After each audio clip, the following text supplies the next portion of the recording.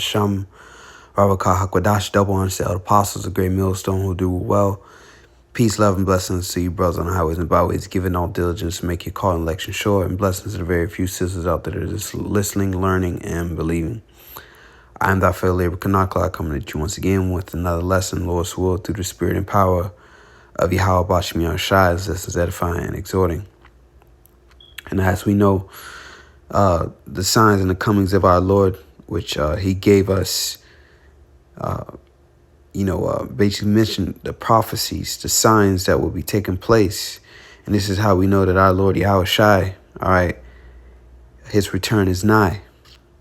World War III video here. 5 key Arab nations unite against Israel. Take side with Iran.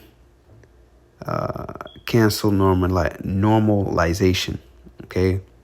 And 2, it's so beautiful because what Donald Trump and Netanyahu, all right, they want to basically take over Gaza. You know, we've heard Trump say many times, oh, we're going to take Gaza and we're going to own it. And basically these Arab nations, okay, they're not going to allow that. They're not going to allow it to happen. All right. They're not going to go out peaceably, so to say, concerning that matter. Okay. And then you have Israel talking about they're getting ready to strike Iran nuclear facility within months. Okay. So according to prophecy, all these nations will, all right, gather together, these Arab nations. So I'm going to play a little bit of this video and we're going to get into the precepts, the scriptures. Mr. President, I think we have to keep in mind that there is Mr. President, I think we have to keep in mind that there is a plan from Egypt and the Arab countries. We're being invited by Mohammed bin Salman to discussions in Riyadh. I think the point is how do we make this work in a way that is... Right, so let's get into it. The whole situation with Arab states and Israel's push to normalize ties has taken a massive hit. And it's not even subtle anymore. What started as quiet diplomatic engagement is now openly hostile because of this one key issue. Trump's so-called grand plan to ethnically cleanse Gaza by forcibly removing Palestinians and dumping them elsewhere. And it's not just talk. The man has history with these kinds of controversial ideas. And if the Arab states weren't already suspicious, the way this plan is being pushed has only made them double down against it. If not Jordan, Egypt, what other countries you think might accept Palestinians from Gaza? Well, I think Jordan and Egypt will. I know they've spoken about it with you, and they say they're not going to accept. I say they will. But I think other countries will accept also. I think that Gaza maybe is a demolition site right now. If you look at Gaza, it's all, there's hardly a building standing, and the ones that are going to collapse. You can't live in Gaza right now, and I think we need another location. I think it should be a location that's going to make people happy. You look over the decades, it's all death in Gaza. That's the reality. And here at OMT News, we're committed to breaking it down without the spin, without the bias, and without the distractions that mainstream media love. As you can see, man, and this is all basically influenced by the small hats. They want to expand, all right, their territory. Okay, so they want that region that these Palestinians are in. Same with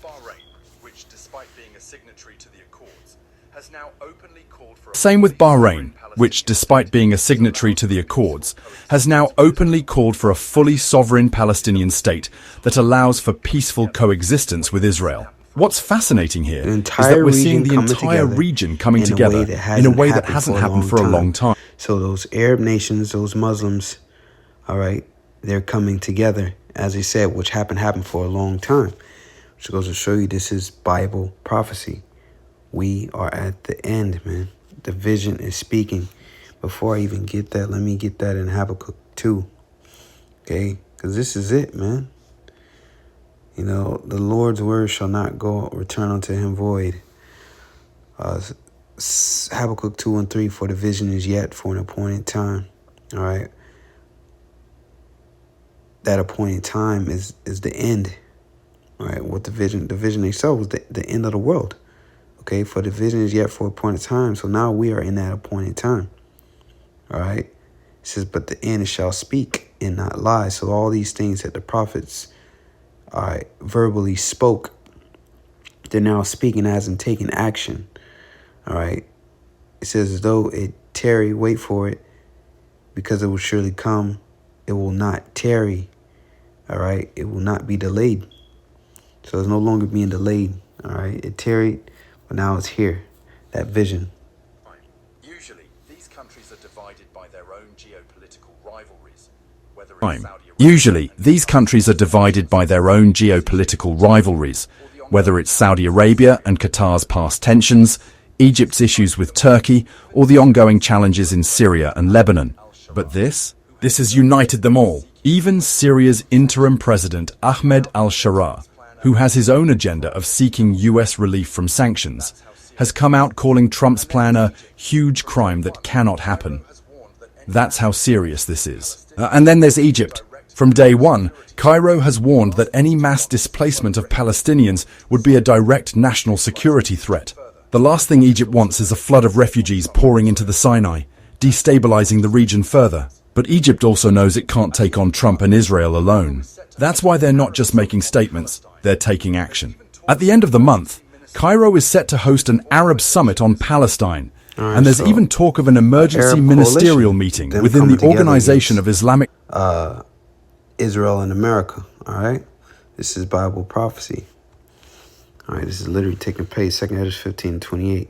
Behold, a horrible vision in the appearance thereof from the east, all right? This is literally from the east, the Middle East. It says, where the nations of the dragons of Arabia, all right, those Arab nations shall come out with many chariots, all right, talking about their, basically their modern military vehicles, okay, whether it be planes, tanks, Humvees, you know, military vehicles. It says, and the multitude of them shall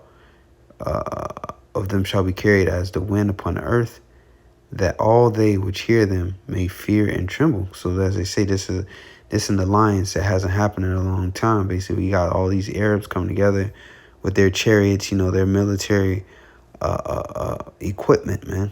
All right. It says also the Carmanians. And you look up the Carmanians, that's the Iran. All right. So Iran, all these Arab nations are coming together. Also the Carmanians raging in the wrath shall go forth as the wild boars of the wood.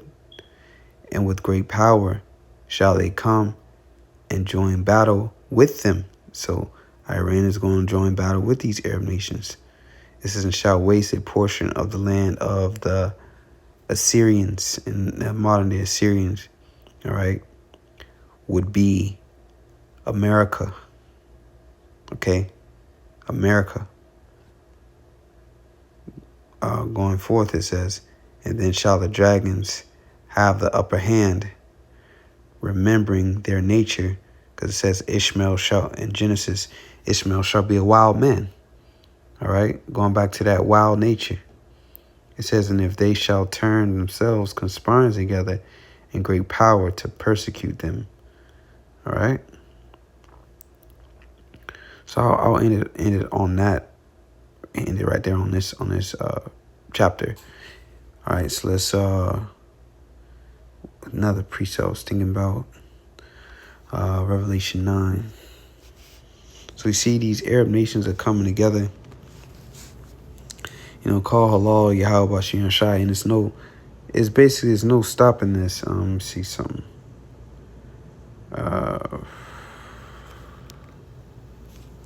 RT. I was just looking at something the other day. Well, not the other day, earlier today. Let me see if I can pull it up. Let's see. See if I can find it. If not, I go in the group chat. I know the brother posted one in there. I could have just run right past it.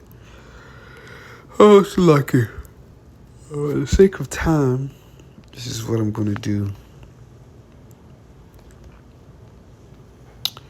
For the sake of time. Let's see.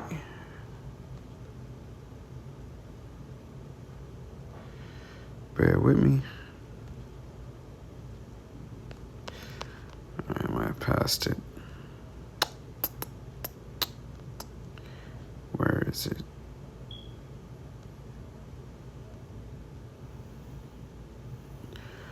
I know I'm probably looking right past it because I'm in a rush. Let's see.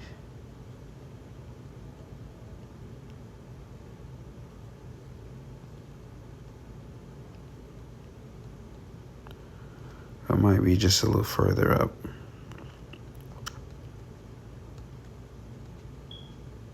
Yeah, right here. I've seen it on RT, but here it is. Israel seen as likely to attack Iran by mid-year, Washington Post report. So this could very well be the year that we out of here, man. All right, the collapse of this American society. Okay. Salakia. Oh, excuse me, Salakia. Israel seen as likely to attack Iran by mid-year. So, man, look. Lord willing, man, this the year, the hopeful year of our deliverance, and the hopeful, of Edom's judgment and destruction, man. Okay. Says Israel reportedly considering significant strikes against Iran's nuclear site this year, according to U.S. intelligence agencies. Okay, so I don't want to read too much into that, but this is not the only source. I've seen it on RT, like I said, but for the sake of time, I'm not going to continue to go on a hunt for it when I have a source right here. But and even Trump, before he was elected president, he said he's very he's for this. His logic or his reasoning behind it is like, obliterate Iran's nuclear facilities before they can get a chance to even develop a missile. So they say. That's the narrative, the propaganda that they're pushing out. So once they do this, that's going to be the last straw. Once they attack Iran, all right. Once war is declared, once Iran is directly impacted by America, then Russia's going to step in. Ezekiel, the 38th chapter. Okay, so here it is. These small hats are stirring these things up. Okay, let's see something. Get that real quick. Probably want to close out with Jeremiah 49:20. Says, therefore hear the counsel of the Lord Yahweh that he have taken against Edom. Edom, the so-called white man, all right? Esau, Edom, the small hats, the ones in the land right now, okay? They are Edomites. And his purpose hath he purpose against the inhabitants of Teman. Surely the least of the flock shall draw them out. Surely he shall make their desolation, shall make their habitations desolate with them, because with this war going on, basically you see all these Arab nations have united, okay, which is Bible prophecy. Iran is going to be with them. Okay, we already know Russia is backing them. Okay, and all hell is going to break loose in the Middle East, man. The war to end all wars, Armageddon. Okay, and these small hats are the main, catalysts behind all the uproars in the Middle East right now. It's a hotbed. You can see these Arab nations are coming together, okay, to come up against Israel and America. So there you have it. That third woe is coming. The destruction of Babylon the Great, a.k.a. America. And we're going to be out of here soon, man. Lord willing. Revelation 9:12, one woe is past, one world war. And behold, there come two woes more. hereafter, and the second woe is already passed. So the third woe is here. Okay, it's here. These devils are gonna move. Talking about they taking, and they're gonna go for it. All right, they're gonna go for it. So it's gonna be all out war in the Middle East. America's collapsing, and the collapse of this monetary system is going to bring forth the digital system, which will, by default, eventually cause the MOTB to be implemented, the mark of the beast, Revelation 13 and 16. All right, that's the prophecy. So that chip may very well be here very, very soon. Very, very soon. It's El Tahar, the spirit on him, been pushing that, man. Why did this topic keep coming up? Because that is here. You see, the Middle East is, we could be months away from war with Iran. Okay? Maybe a year. We could just be a couple months away from war with Iran. So, with that, I'm going to leave it there. Lord's will was edifying, giving all praises to Yahweh, Bahashem Yahushai. Shalom to the elect.